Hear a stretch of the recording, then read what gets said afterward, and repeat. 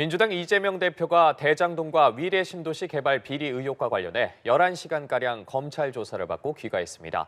이 대표는 검찰 조사가 부당한 처사라고 비판했는데요. 네, 그 밖에 정치권 소식 오늘 두 분의 전문가 모시고 이야기 나눠보겠습니다. 원영섭 국민의힘 공정미디어소위위원, 설주환 더불어민주당 법률위 부위원장 나오셨습니다. 두 분 안녕하세요. 어서 오십시오. 안녕하세요. 자, 이재명 대표가 2차 조사까지 끝냈습니다. 이번 조사에 대해서 새로운 증거가 없었다, 왜 불렀는지 모르겠다라고 목소리를 높였는데요. 먼저 어떻게 좀 보셨는지요? 들어갈 때도 나올 때도 피해자 코스프레, 양심적 코스프레 열심히 하시던데, 근데 검찰의 입장은 다르죠. 검찰에서는 이제 새로운 증거들을 많이 제시했다, 그런 진술을 지금 검찰에서는 밝히고 있고요. 그런데 어떻게 보면 이재명 대표의 진술이 이재명 대표 입장에서는 맞을지도 모르겠어요. 만약 이재명 대표가 범인이라면 범인 입장에서는 새로운 증거가 없을 수도 있는 거죠. 그래서 그런 입장으로 말을 한 건지 아닌 건지 알 수는 없습니다. 근데 평소에 굉장히 논쟁적이고 조목조목 따지시는 걸 좋아하시는데, 이번에도 뭐 진술 거부권으로 일관하셨다고 하는데, 언제 한번 그렇게 조목조목 쟁점을 짚어서 따지는 그런 모습을 한번 보여주실지를 기대하도록 하겠습니다. 네. 어떻게 보셨습니까? 일단 뭐 기존에 나왔던 진술들, 그다음 보도된 내용들, 그거 외에는 특별한 건 없었다는 것이거든요. 그렇다고 한다면 이재명 대표가 얘기하듯이 뭐 이런 소환하는 거, 정말 어저께 그 이재명 대표가 들어가기 전에 회수래 같은 예. 이런 정말 수치스러운 일인데 이걸 계속 반복할 것인가? 그러니까 검찰에서도 어떤 뭐 물론 양측 당사자가 검찰의 수사 단계에서는 뭐 결정적인 물증을 제시하거나 그럴 필요는 없습니다. 실제적으로 이제 법정에 가서 이 부분이 해결돼야 될 부분이고 공방을 해야 될 부분이기 때문에 지금에 와서는 서로 뭐 그냥 탐색전에 저는 성격이 더 강하다고 봅니다만은 어차피 이제 앞으로 이제 수사를 이런 식으로 할 것이고 재판 단계에서도 똑같이 이런 방향으로 갈 것이다라는 것을 서로 알고 방어를 하는 것이니까요. 그래서 저는 이제까지 뭐 두 차례에 걸친 소환 조사 이후에 뭐 더 될 것인가라는 부분에 있어서는 무의미하다라고 보고, 예. 대장동 수사와 관련해서는 저는 이 부분은 이제 거의 이제 수사는 마무리를 하고 이제 뭐 예를 들어서 영장 청구를 해서 이게 뭐 할 것인지, 뭐 이제는 기소를 앞두고 그 앞에 있는 뭐 신병과 관련된 처분만 절차만 남지 않았나 봅니다. 예. 검찰 이번에도 상당히 준비를 많이 했습니다. 질문지를 200쪽이나 준비를 했는데 사실 전해진 바로는 이를 다 질문하지 못했다고 전해졌습니다. 뭐 이재명 대표 이번에도 뭐 세세하게 답변하기보단 서면 진술서로 답변하겠다는 입장 고수를 했는데, 검찰 입장에서 뭐 얻어낸 부분이 있겠습니까? 어떻게 보십니까? 사실 뭐 이런 이제 대응은 이미 예상하고 있는 거니까 예.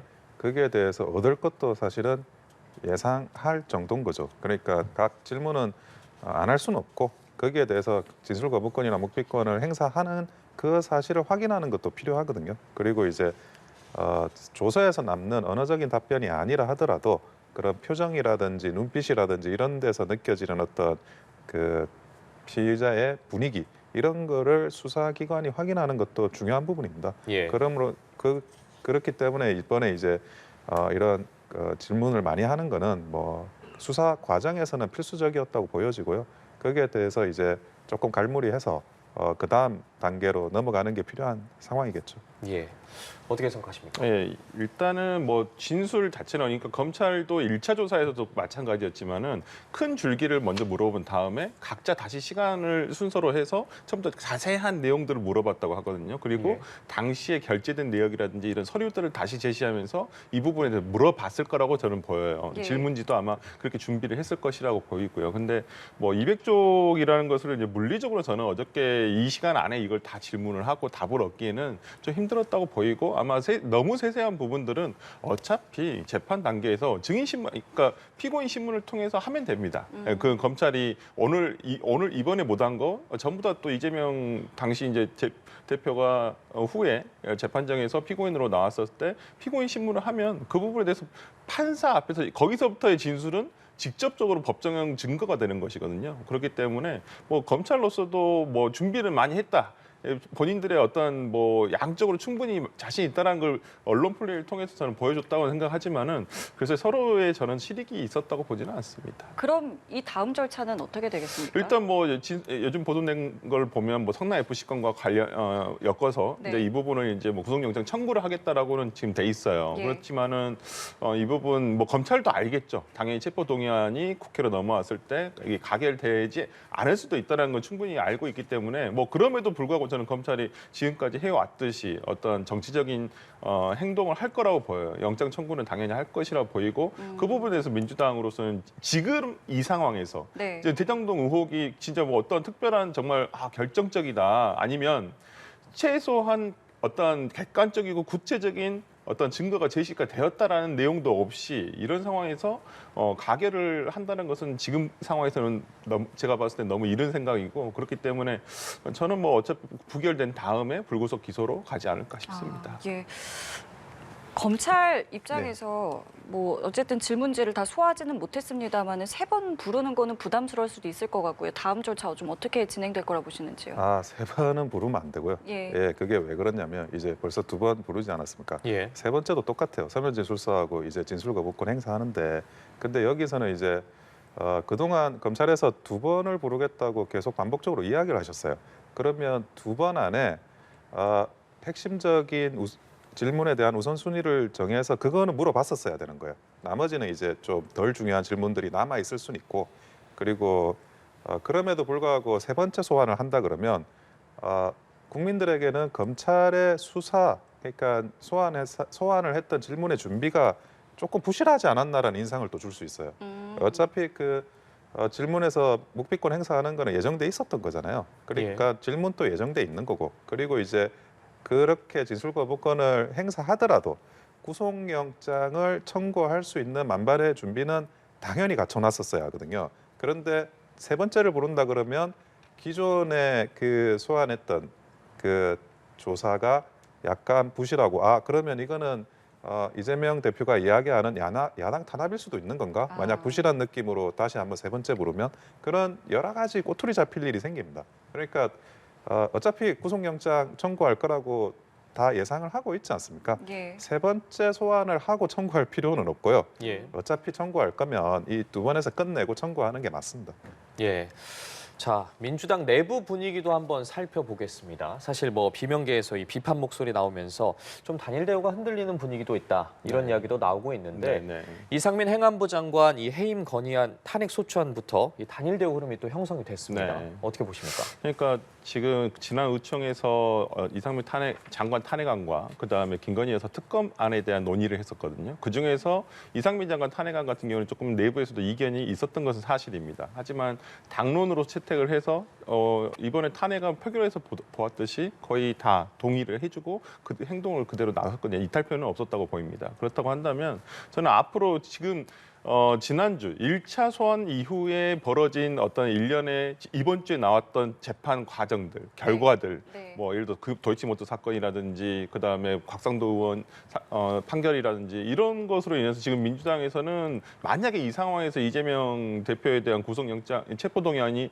오더라도 저는 단일 대우가 흐트러지지는 않을 것이다. 그리고 이제 합리적으로 생각했을 때 이건 좀 심한 건 아니냐. 그리고 특히나 뭐냐면 이번 주에 또 백현동 사건 관련해서 또 시작이 됐어요. 예. 그렇다고 한다면 아니 검찰이 뭐 제일 그렇게 중요하다고 생각했던 대장동 건에 대해서도 그다음 성남 FC 건에 대해서도 제대로 기소도 지금 하지 않고 있는 가운데 또 다른 건을 또 옮겨가고 있다는 것이거든요. 그렇다고 한다면 이건 수사의 적정성과 형평성에서 너무 어긋난다는 어떤 의원들이 판단을 할 수가 있다고 보여요. 물론 체포동의안이 넘어오면 아마 당론으로는 채택하지 않을 것입니다. 이제과 마찬가지로 각자 판단을 할 수 있다고 저는 보이는데 저는 그렇다고 하더라도 이재명 체포안이 민주당에서 과거에는 저는 지지난주까지만 하더라도 여기 좀 조금 이탈표가 있을 수도 있다는 생각을 해봤지만은 최근에 일련의 어떠한 내용 수사라든지 판결의 결과 등으로 봤을 때는 저는 이탈표는 없을 것 같다는 생각이 듭니다. 예. 자, 그러면 이재명 대표의 이 체포 동의안이 국회 이 본회의에서 통과되지 못할 거라는 의견도 많습니다. 이 부분 검찰도 상당히 고려할 부분 같은데 어떻게 보십니까? 체포동의안은 네. 뭐 부결될 가능성이 높습니다. 예. 그러니까 뭐 노웅래 의원에 대한 체포동의안 부결 그리고 탄핵소추 이런 것들이 어찌 보면 이재명 대표에 대한 체포동의안 부결을 위한 사전 연습, 리허설 같은 행동이거든요. 예. 이런 행동들을 거쳐서 이제 단일 대우를 형성하고 이 단일 대우 형성에서 이제 이재명 대표의 체포동의안이 올라왔을 때 통일된 행동을 하자 이런 거에 대한 어찌 보면 그 흐름입니다. 이 흐름이기 때문에 체포동의안이 부결될 가능성이 아주 높고요. 근데 여기서 이제 한 가지 더 봐야 될 점은 네. 자 체포동의안이 부결되면 그러면 이제 구속은 시키지 못하지만 바로 기소를 시킵니다. 그러면 기소를 시키면 우리가 그 대장동 재판에서 일어나는 수많은 이제 관련자들의 발언이 언론을 뒤덮듯이 예. 그 이재명 대표의 재판 과정에서 일어나는 수많은 이야기들이 전부 헤드라인 뉴스거리가 됩니다. 예. 자, 그래서 이게 사실 민주당 입장에서는 굉장히 큰 부담일 수밖에 없는데요. 저는 여기서 과연 민주당이 체포동의안을 부결시키고 그 이재명 대표를 사표 수리시킬 수 있느냐, 그게 사직시킬 수 있느냐가 민주당이 어찌 보면 정무 능력이 어느 정도인지를 판별할 수 있는 부분이거든요. 만약에 이재명 대표가 체포동의안이 부결하되 본인이 이제 사표를 내고 대표에서 빠지면 사실 이재명 리스크, 사법 리스크가 연착륙을 하게 되는 겁니다. 근데 이재명 대표는 끝까지 가겠다는 입장을 지금까지는 보여주고 있잖아요. 지금까지는 보여줄 수밖에 없고요. 예. 왜냐하면 그거는 단일 대우를 유지하기 위해서라도 끝까지 가겠다는 모습을 보여줘야 되는데 그런데 그 끝까지 가겠다는 그 모습이 실제로 끝까지 가면 굉장히 그 총선의 부담이 커져요. 총선의 부담이 커지기 때문에 일단은 체포동의안 부결까지 시키고는 빠져줘야 그게 이제 민주당에서는 제일 좋은 거거든요. 그런 이제 리더십의 움직임, 그런 굉장히 정무적이면서 전략적인 움직임을 실제로 구현해낼 수 있는지 네. 여기에서 이제 민주당의 어찌 보면 능력 이런 것들이 판별이 되는 시점이 될 것 같습니다. 예. 자, 이번에는 저희 국민의힘 이야기 해보겠습니다. 어제 이제 예비 경선 결과가 나왔죠. 당대표 후보로는 김기현, 안철수, 천하람, 황교안 후보가 이제 본선에 진출하게 됐습니다. 뭐 큰 이변은 없었던 것 같은데 어떤 점 좀 눈여겨보셨는지 먼저 여쭤보겠습니다. 저는 그 결과가 나오고 나서 예. 그 다음에 흐름이 뭐일까가 계속 보고 있었어요. 그게 예. 왜 그러냐면 지금 이제 그러면 1등이 몇 프로 득표했느냐, 2등이 몇 프로 득표했느냐 네. 이게 지금 안 나오고 있어요. 예. 사실은 유출이 안 되고 보안이 굉장히 잘 유지되고 있거든요. 그런데 따지고 보면 뭐 몇 명은 알고 있겠죠. 당연히 이걸 발표하는 그 선관위는 알 수밖에 없잖아요. 그런데 그럼에도 불구하고 지금 굉장히 조용해요. 아주 고요한데 이게 조용하고 고요하다는 거는 근데 일부 보도에 의하면은 좀 예. 큰 격차가 벌어진 것 같다라는 그런 보도도 있기는 합니다. 예, 그러니까 예. 그게 그 큰 격차가 예를 들어 당내 주류가 원하는 격차가 아니라면 그러면 반드시 여기에서 다른 반응이 일어나야 되거든요. 근데 당내 주류가 원하는 대로 어느 정도 된 게 아닌가 하는 생각을 하는 거죠. 그러니까 1등하고 2등하고 큰 격차인데 그러면 그 1등이 당내 주류가 미는 사람이 1등이 된 것 같고 예. 그리고 이제 결선을 간다는 걸 전제하더라도 그러면 3등과 4등이 이제 예상되는 3등, 4등이 결선으로 갔을 때 표가 안 분되는 현상이 일어나잖아요. 네. 그럼에도 불구하고 이제 주류가 원하는 당대표가 될 수 있겠다. 이런 이제 판단이 서는 거죠. 지금 이제 그 여론조사인데 당원 상대 여론조사인데 이 당원 상대 여론조사는 세대별 그리고 지역별로 당원 분포를 맞춘 겁니다. 예. 근데 실제로는 이제 그 젊은 세대가 투표율이 낮고 조금 이제 어르신 세대가 투표율이 높아요. 그리고 영남이 투표율이 높고 수도권이 투표율이 낮거든요. 그걸 조금 더 보정하면 사실은 어느 정도 이제 당선권이 누가 되는지에 대해서 예상을 할 수 있다라고 보는 것 같아요. 그러니까 만약에 그게 원하지 않는 사람이 당내 주류가 원하지 않는 사람이 만약에 그 1등이다 큰 격차로 그러면 예.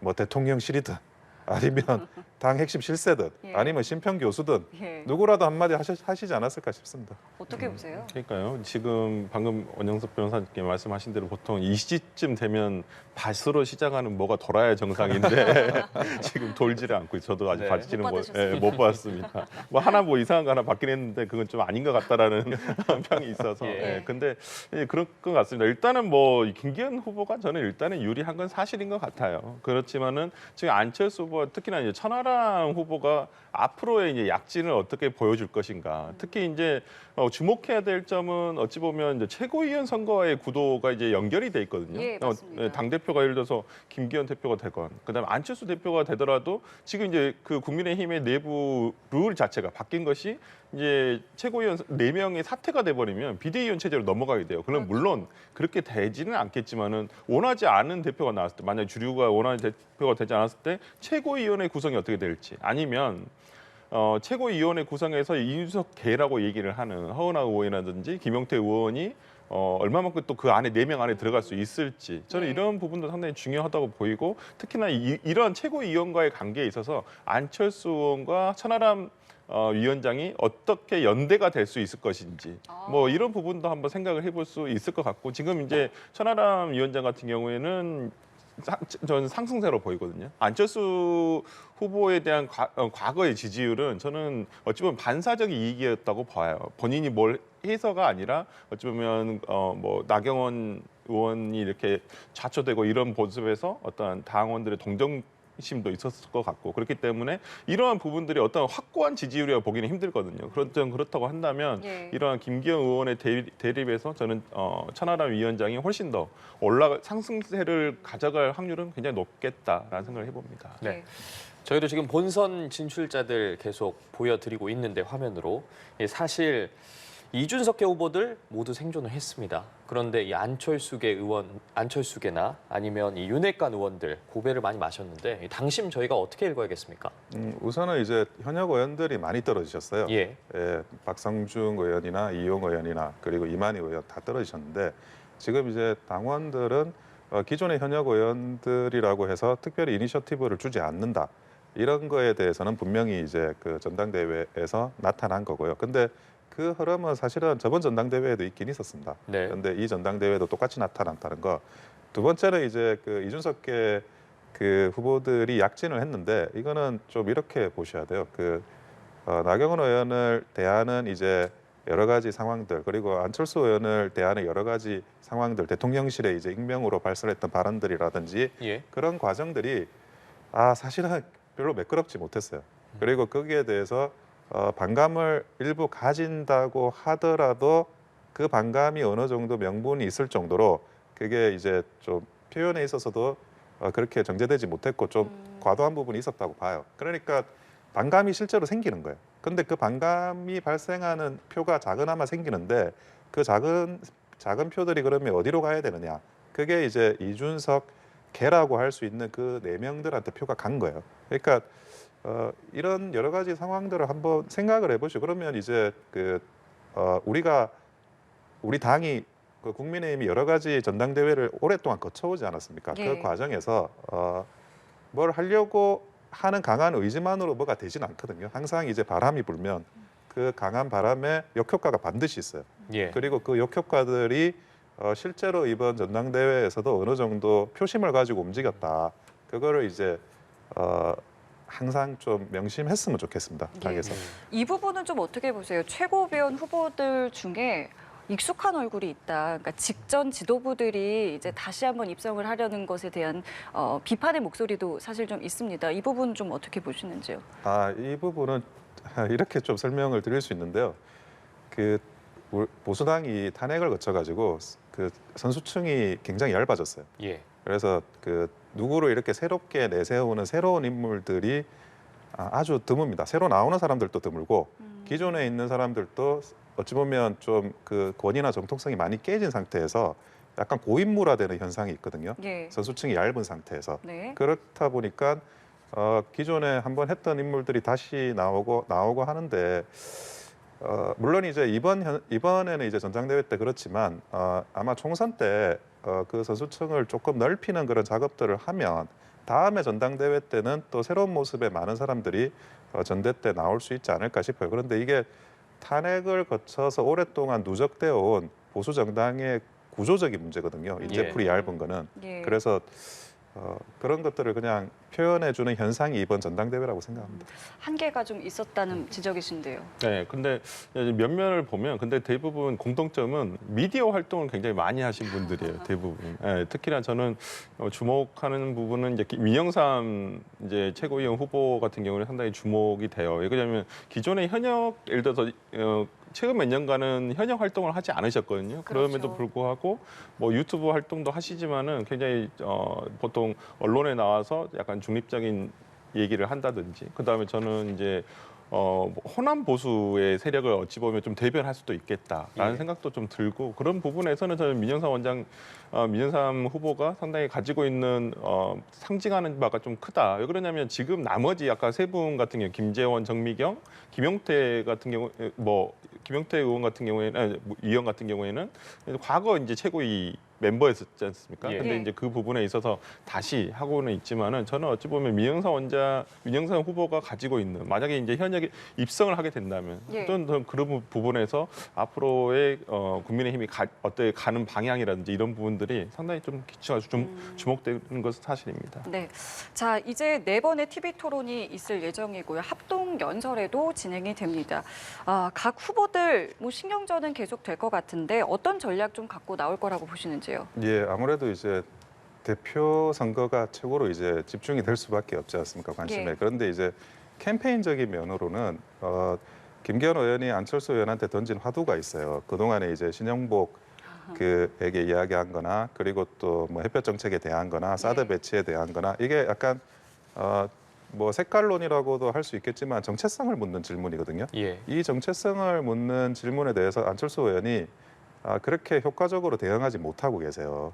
그런 부분이 이제 그 투표로도 반영되지 않았나 싶긴 한데, 근데 안철수 의원도 자기의 그 서사를 조금 더 구성해야 될 필요가 제가 있다고 봐요. 무슨 말이냐면 김문수 지사가 그 사회주의 운동하다가 지금 전향해서 국민의힘에서 굉장히 큰 역할을 하시지 않았습니까? 근데 그분이 가진 서사, 그러니까 왜 전향을 했는지 이 이야기를 저도 한 10번 정도 들었는데 그래서 우리 국민의힘에서는 그 서사를 모르는 사람은 없어요. 근데 그 서사가 굉장히 들을 때마다 어찌 보면 지식인의 고뇌, 결단 이런 게 느껴지거든요. 그러면서 그 굉장히 뭐랄까 숙연해지고 감동이 느껴져요. 무슨 영화 설렘된 것처럼 스토리 다 아는데 예. 그 스토리를 다 아는 걸 또 들어봐도 약간 감동적이고 그런 거예요. 그런데 그 서사를 사실은 안철수 의원도 만들 필요가 있어요. 그러니까 왔다 갔다 하는 거는 흠이 되지만 뭐 한쪽으로 움직인 거는 흠은 아니거든요. 그러니까 김영삼 대통령도 결국에는 이쪽으로 보수 쪽으로 넘어와 가지고 대통령을 하시지 않았습니까? 그런 어떤 본인만의 서사가 필요한데 만약 그 서사를 완성을 한다 그러면 김기현 의원이 절대 안철수 의원한테 정체성에 대한 질문을 못 해요. 왜 그러냐? 예. 그 안철수 의원의 지금 포지션에 김문수 지사가 있다고 한번 생각해 보세요. 김문수 지사한테 당신 정체성이 뭐냐고 물어보면 그 감동적인 서사를 이야기할 거 아니야. 그러면 그 서사를 이야기할 수 있는 멍석을 깔아주는 꼴이 돼요. 예. 그거는 마치 삼국지에서 동탁을 낙양으로 끌어들이는 그런 이제 김연경 남진 사진 사건처럼 대참사가 일어나는 건데 캠페인으로. 그래서 그 질문을 못 한다고요. 그러니까 안철수 대표도 그 서사를 만들어내면 그 예. 질문을 상대가 못 해요. 근데 그 서사를 만들지 않으니까 예. 예를 들어 뭐 내 표가 없었으면 어떻게 정권 교체했겠냐. 이거는 정치 공학적인 이야기예요. 예. 이 공학을 넘어서는 서사가 안철수 대표한테는 필요하고 안철수 의원한테 필요하고 네. 그거를 한번 이 기회에 만들어 보시면 어떨까 싶습니다. 예. 안철수 후보 이야기해 주셨으니까요. 그 나머지 후보들 뭐 각각 좀 어떤 전략 갖고 나올 거라고 보세요? 일단 저는 김기현 후보 저는 이제 이렇게 판단하고 있어요. 김기현 후보는 답보중. 그다음에 그러니까 본인의 지금 지지율만 지키려고 하는 것 같고 안철수 후보는 지금 하락 중이고 천하람 위원장 같은 경우는 상승 중이라고 저는 생각을 하는데 황교안 대표님 죄송하지만 잘 모르겠어요. 솔직히 약간 너무 세력이 너무 약하시고 그래서 일단은 저는 제가 봤을 때는 김기현 후보는 본인이 뭘 하겠다는 걸 보여줘야 돼요. 지금껏 뭘 하겠다고 제가 정확하게 들어보면 민방위 여성 의무화하겠다라는 얘기밖에 못 들었어요. 근데 그러니까 본인의 메시지도 지금 관리가 안 되고 있어요. 제일 처음에는 무슨 윤심을 항상 자기가 대통령과 밥을 먹었다, 차를 마셨다라고 시작을 했는데 그 다음에 뭐 연포탕이라 해서 한다 했는데 그때부터 또 쳐내기 시작했거든요. 뭐 그렇기 때문에 저는 뭐 이 부분에 있어서 좀 본인이 좀 뭘 하겠다라는 내용, 당 대표로서 뭘 하겠다라는, 그리고 내년 총선은 자기가 어떤 마음으로 임하겠다, 어떻게 공천을 하겠다, 이런 것들이 나와야 되는데 이런 부분이 되지 않았다는 부분이건 저는 천하람 위원장이 모르겠습니다. 제가 방송도 많이 하고 그래서 친분이 있어서 그런지는 모르겠지만은 어찌 보면 지금의 그 국민의힘의 당 전당대회를 흥미롭게 만든 요소는 일단 저는 천하람 위원장이라고 생각을 해요. 그리고 제가 봤을 때 여기에 참전하지 않았다면 제가 봤을 때는 이렇게 재미는 없었을 거예요. 아마 일방적으로 저는 1차 투표에서 가방이 넘냐 안 넘냐로 그냥 끝나버릴 문제였는데 천하람 위원장이 앞으로 이 한 달간에 이어지는 토너먼트에서 어떻게 결승까지 올라갈 것인가, 결선 투표까지. 저는 그렇다고 한다면 그 이후의 일은 저는 또 모를 수도 있다라고 보기 때문에 천하람 위원장이 앞으로 보여줄 재기발랄한 여러 가지 이벤트들이라든지 여러 가지 구호들 좀 앞으로 한번 지켜보는 어떤 재미가 있지 않을까 싶습니다. 예, 알겠습니다. 이번엔 도이치모터스 주가 조작 사건 이야기 나눠보겠습니다. 사실 1심 판결이 나왔는데 김건희 여사에 대한 언급은 없었습니다. 이와 관련해서 더불어민주당은 이제 김 여사 그리고 곽상도 의원과 50억 클럽을 이 쌍특검 주장까지 나오고 있는데 이 부분 어떻게 보십니까? 그 민주당이 그 김건희 여사에 대해서 왜 수사하지 않냐, 기소하지 않냐, 뭐 이런 주장을 계속 해왔잖아요. 예. 그럴 때마다 한동훈 장관이 한 이야기가 있어요.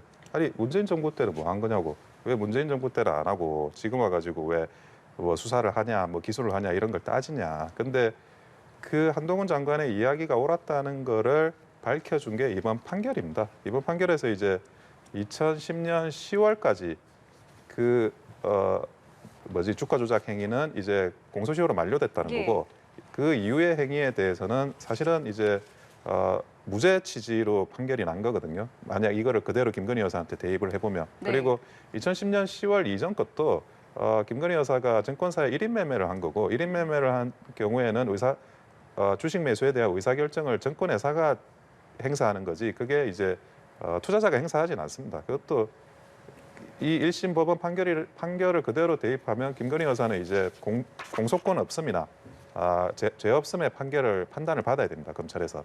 그런데 지금 이제 뭐 쌍특검 하기로 한다고 하는데 이 특검이라는 것도 특검법을 제정하면서 하는 거거든요. 그래서 법률의 제정이기 때문에 대통령께서 거부권을 행사할 수 있습니다. 그런데 절차적으로 그걸 변론으로 하고 그런데 예를 들어 뭐 그 곽상도 50억 클럽 사건 같은 경우도 곽상도 의원을 수사한 것도 박범계 법무부 장관이 있을 때의 수사팀이고 공소유지를 한 것도 이거를 공소유지팀을 바꾸면 뭐 봐주기 수사를 한다 그런 이야기가 있을까봐 바꾸지 않고 그대로 유지시켰거든요. 예. 그런데 그거를 다시 특검으로 대체하자는 거는 문재인 박범계 팀의 수사팀이 수사한 거를 특검으로 뒤집겠다는 거니까 그거는 뭐 명분도 없고요. 뭐 아까도 말씀드렸다시피 김건희 여사에 대한 그런 수사 결과도 사실은 무혐의가 나와야 되는 사안이라서 특검이 그러니까 법원의 판단을 뒤집겠다라는 거니까 그것도 명분이 없습니다. 명분이 없는 특검이니까 특검법이 뭐 달치기로 제정된다고 하더라도 대통령께서 거부권을 행사하실 것 같습니다. 민주당의 움직임 어떻게 좀 진행될지 짧게 부탁드리겠습니다. 네, 일단 뭐 이 곽상도 의원 판결이라든지 도이치모터 사건 판결의 결과에 대해서 그렇게 쉽게 납득하고 이해할 수 있는 부분은 사실은 국민들이 많지 않으리라고 저는 생각합니다. 이런 부분에 있어서 당연히 민주당으로서는 특검을 가야 한다고 생각해요. 부실한 수사가 있었다는 것은 명확하지 않습니까? 그리고 지금 어저께 대통령실에서 얘기하듯이 김건희 여사가 전혀 의혹이 없다.